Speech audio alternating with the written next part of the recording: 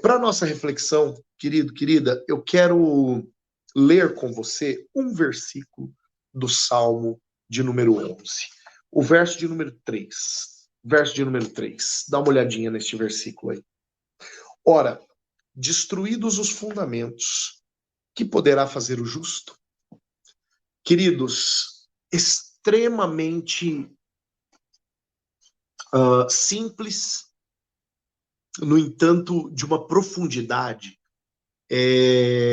grandiosa o que esse salmo pressupõe. A palavra diz: destruídos os fundamentos, que poderá fazer o justo? Mais uma vez, eu quero lembrar você acerca do coração do escritor, né? O que eu falei para você acerca da importância de nós verificarmos como está o coração de quem escreveu este salmo na hora que ele escreveu este salmo. Nós sabemos que esse salmo, queridos, ele foi escrito dentro de algum dos momentos ali de 1 Samuel, capítulo 18, até o capítulo de número 24. E o que nós vemos aqui nestes capítulos, basicamente, é aquilo que eu acabei de mencionar quando eu estava respondendo a pergunta da Loide. Nós tínhamos um Saul, quem escreveu o Salmo foi Davi, mas nós tínhamos um Saul que foi cheio do Espírito Santo de Deus, diante dos olhos da nação, e um Saul que, em algum determinado momento, permitiu que este alicerce, este fundamento, o fundamento da presença de Deus, se ausentasse de sua vida. E a partir do momento que este homem abre mão da presença do Espírito de Deus, o reinado dele entra em um processo de derrocada, entra em um processo de queda. E perceba, pela referência que a gente vê no capítulo 13 de 1 Samuel, Saul reinou com Deus 1 ano. No segundo ano, em algum momento do segundo ano, Saul despenca da presença do Senhor quando ele negligencia o primeiro fundamento. O fundamento dele não ser sacerdote, mas querer colocar uma estola sacerdotal. Aí ele já rompe um fundamento. Quando ele deseja ir além da unção que lhe era outorgada. Quem participa do Liderando Bem, participou lá do primeiro Liderando Bem Família e participou hoje do primeiro Liderando Bem Finanças, que vai estar disponível aqui no nosso canal depois de amanhã, não, sexta-feira, né? Sexta-feira vai estar disponível aqui no nosso canal uma palavra poderosa hoje no Liderando Bem Finanças, abrindo, né, o Finanças. Mas quem participou desses dois momentos, o primeiro Liderando Bem Família, hoje o primeiro Liderando Bem Finanças, vai se lembrar de um princípio que, para outros momentos, inclusive, eu também utilizo. Tudo aquilo que Deus legisla na sua palavra pressupõe exercício ministerial. Né? Tudo aquilo que Deus legisla pressupõe exercício ministerial. Quando eu falei de família, eu disse que é um ministério ser pai, ser marido, ser filho, ser mãe, ser esposa, ser filha. Né? Por quê? Porque tudo isso existem prerrogativas da palavra determinando como uma esposa deve ser esposa, como um pai deve ser pai, como um filho deve ser filho, como um marido deve ser marido, né? Como uma mãe deve ser mãe, por aí afora. Como as finanças da casa precisam ser lidadas, tratadas. Né? Olhando hoje para o dinheiro, mesma coisa. Né? Existem prescrições bíblicas acerca de como lidar com os nossos recursos. Logo, assim como família é um ministério, pagar contas é um ministério, a partir do momento que eu lido com os meus recursos de maneira bíblica. Tanto para ser rei, quanto para ser sacerdote, há prescrições bíblicas. De uma maneira muito rápida, Deus fala para Samuel: Samuel, você vai orientar o povo acerca, está lá no capítulo de número Quer ver? Capítulo de número 9. Capítulo de número 10. Capítulo 9. Capítulo 10. Deixa eu só encontrar, porque isso não estava no script não, tá, queridos? Quando o povo pede um rei para Samuel, aqui, ó, capítulo 8. Capítulo 8, ó, Deus diz assim, ó, verso 7. Atende a voz do povo em tudo quanto te diz, pois não te rejeitou a ti, mas a mim, para que eu não reine sobre ele.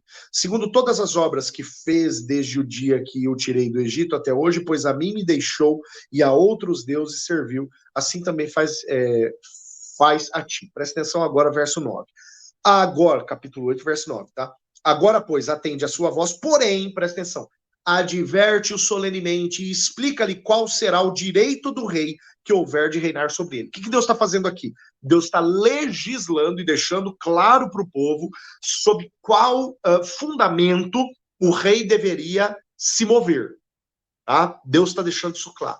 Quais eram os riscos da monarquia e quais eram os benefícios da monarquia. Deus está deixando isso claro para o povo. Mais riscos do que benefícios, diga-se de passagem, porque aqui Deus está falando, ó, agora não sou mais eu que vou reinar sobre esse povo, a não ser que o rei dê abertura, né? A não ser que o rei dê lugar para isso. E aí a gente vai ver uma série de, a Lloyd estava comentando isso comigo no sábado, uma série de falas assim na palavra do Senhor, principalmente nos livros de Reis e Crônicas. Fez fulano de tal que era mal perante os olhos do Senhor, ou fulano de tal agiu conforme aquilo que o Senhor lhe prescrevera. Então a gente vai ver essas falas de uma maneira recorrente na palavra do Senhor, ou acentuando que o rei agiu em conformidade com os fundamentos, ou deixando claro que o rei abriu mão dos fundamentos. Então nós estamos vendo Saul que recebeu uma legislação, está aqui a legislação, nós acabamos de ler, né, a introdução dela, Deus dizendo de que maneira o rei iria se mover no meio do povo. Então Deus legisla, é ministério. Então ser rei sobre a nação de Israel deveria ser encarado como um ministério, ponto final. Todo ministério ele tem um começo de unção e um fim de unção, tem limites no ministério. Por isso que a palavra fala de ministérios diferentes. A uns o Senhor estabeleceu como profetas, a outros como a uns como profetas, a outros como pastores, a outros como mestres, a outros como evangelistas para a edificação do corpo. Ou seja, existem limites ministeriais, né? Existem limites ministeriais. Os limites eles vão de acordo, eles agem de acordo com os dons. Isso é tão real que lá em Atos, capítulo de número 6, a palavra fala acerca do levantamento dos diáconos, porque os apóstolos, eles reconhecem que um limite ministerial seria rompido se eles fossem servir as viúvas dos helenistas com a distribuição diária dos alimentos. Eles assim, não, nosso limite chegou. Nós precisamos continuar nos dedicando à oração e à leitura. Atos capítulo 6, versículo 4. Mas vamos então permitir que o povo levante entre si homens de boa índole, cheios do Espírito Santo, de boa fama, para que nós possamos dar para eles, então, esta incumbência. E estes homens, então, 7 diáconos que são levantados, eles vão, a partir do limite que lhes é estabelecido, ministrar, e os apóstolos não passam para este limite. Então, há limites ministeriais. Né? O limite ministerial pressupõe aquilo que o Senhor legislou em referência a este ministério. Né? E, definitivamente, na prescrição da monarquia, que nós lemos a introdução aqui lá do capítulo 8, não fala acerca do monarca ser um substituto do sacerdote quando o sacerdote demora a chegar. Não fala do monarca sacrificar no lugar do sacerdote se o povo começa a ficar alvoroçado, porque esse é o panorama do capítulo 13. Né? Saul, ele está esperando Samuel chegar e a palavra diz que ele acha que Samuel tardou, né? E então ele veste uma estola sacerdotal e ele vai fazer um sacrifício. Samuel chega na hora e pega ele no flagra, lá no capítulo 13 de 1 Samuel, e diz, cara, você agiu loucamente, ou seja, você atravessou aquilo que você atravessou por uma área que você não deveria atravessar. Logo, o que Saul fez? Abandonou um fundamento. A partir do momento que um fundamento é abandonado, cai o conceito de justiça de sobre a vida daquele que havia sido justificado e levantado pelo Senhor. aí a gente vê a explicação de Salmos 11, verso 3. Aí a gente vê o porquê Davi escreve isso. Porque Davi contempla com seus próprios olhos esse processo de queda, né? Essa queda livre e as consequências desta queda livre de Saul. E ele diz: destruídos os fundamentos, o que poderá fazer o justo? Destruídos os fundamentos, a justiça não perdura, a justificação não perdura, o ministério não perdura se não há fundamentos. Todo ministério, toda unção específica para exercício ministerial, ela vai ser construída acima, a partir de fundamentos. Pois se os fundamentos, os alicerces, se destroem, de que maneira que este ministério vai subsistir? Jesus, ele usa, né, nós temos a chamada parábola dos fundamentos, finalzinho do Sermão do Monte, né? Jesus, ele vai falar acerca dos fundamentos. Inclusive, né, eu falei dos paroleiros agora, a última parola, 147, nós falamos sobre os dois fundamentos, né? Tá no ar essa semana, né? Acho que a primeira parte foi pro ar hoje, a segunda parte vai pro ar quinta-feira. Assiste lá depois, né? Deu um bate-papo muito fundamentado, né? Deu um bate-papo muito bom mesmo, né? O Arthur, o Wilsinho e eu, né? Nós três batendo papo acerca desse assunto. Deus falou muito poderosamente acerca de fundamentos. E ali a gente tem uma lição clara da parte de Jesus, dizendo o seguinte, se não tem fundamento, quando vem o ímpeto, o vento com ímpeto, quando vem a chuva com ímpeto, derruba a casa, né? Ali, embora Jesus esteja falando sobre salvação, o princípio absolutamente é o mesmo. A partir do momento que não há fundamento, uma edificação cai. A partir do momento que não há fundamento, um ministério cai. A partir do momento que não há fundamento, um crente cai. A fé despenca. O ministério despenca. Aí a gente para ver, ou para entender, por que tanta gente cai da presença do Senhor, por que tanta gente esfria na sua caminhada com o Senhor, por que tanta gente desiste, né, da sua história com Jesus, por que tanta gente abandona uma nova vida de um processo de regeneração em trânsito no meio da caminhada, por conta de fundamentos acidentados, por conta de fundamentos que foram arrancados, que foram negligenciados. Por fim, eu vou falar algo que eu falei lá no Liderando Bem hoje, né? Hoje, para abrir o Liderando Bem Finanças, nós trabalhamos o meu dinheiro, minha salvação. Meu dinheiro e minha salvação. Trabalhamos esses dois temas. E para começar o assunto, eu comecei definindo salvação de uma maneira assim bem simplificada. Tá? Eu fui um teólogo sistemático preguiçoso hoje. Mas brincadeiras à parte, né? Não era preguiça, não. É questão de tempo mesmo. Porque existem teólogos sistemáticos que vão concatenar, organizar o processo de salvação em 5, 6, 7 fases diferentes, né? Eu, para ser muito sucinto hoje, reduzi as 3 principais fases. A graça, a regeneração e a salvação como um bem conquistado e concreto, né? O processo mais longo é o processo de regeneração. Regênesis, uma geração, uma nova geração. Né? Aquele que está em Cristo é nova criatura, é o que Paulo escreve aos Coríntios. Né? As coisas velhas passaram, tudo se fez novo. Ou quando Jesus fala com Nicodemos, é necessário que você nasça de novo, João capítulo 3. É necessário nascer de novo, nascer da água e do Espírito. A água é a limpeza, a purificação que vem como reação de Deus proveniente ao meu arrependimento.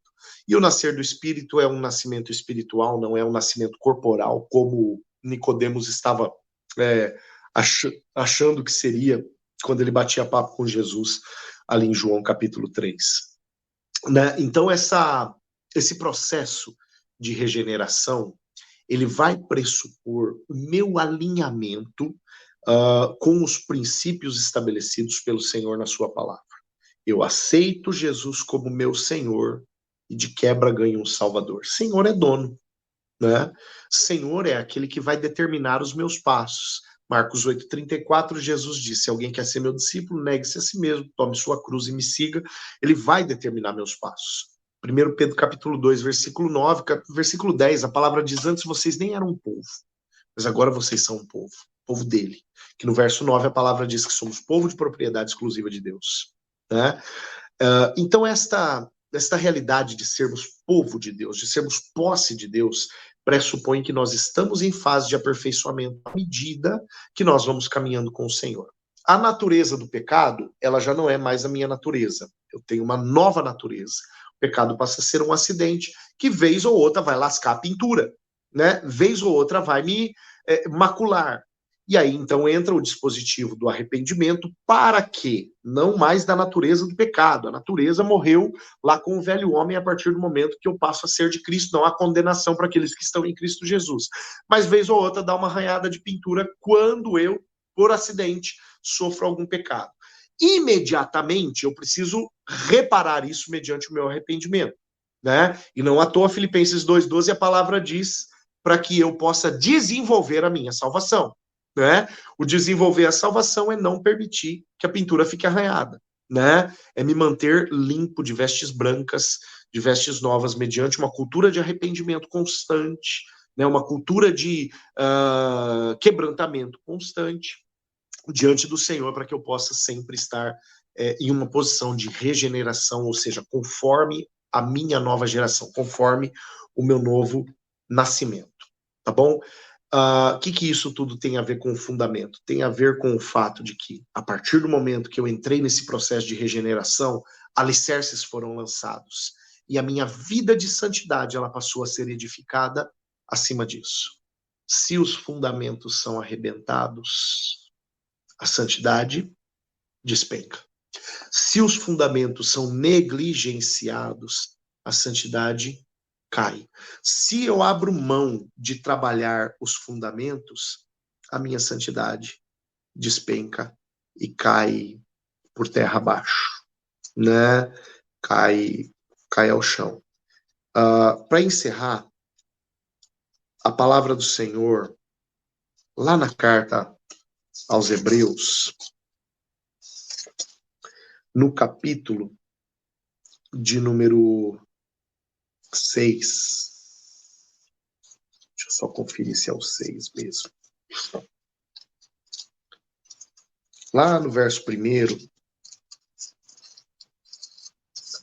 eu só ver isso mesmo.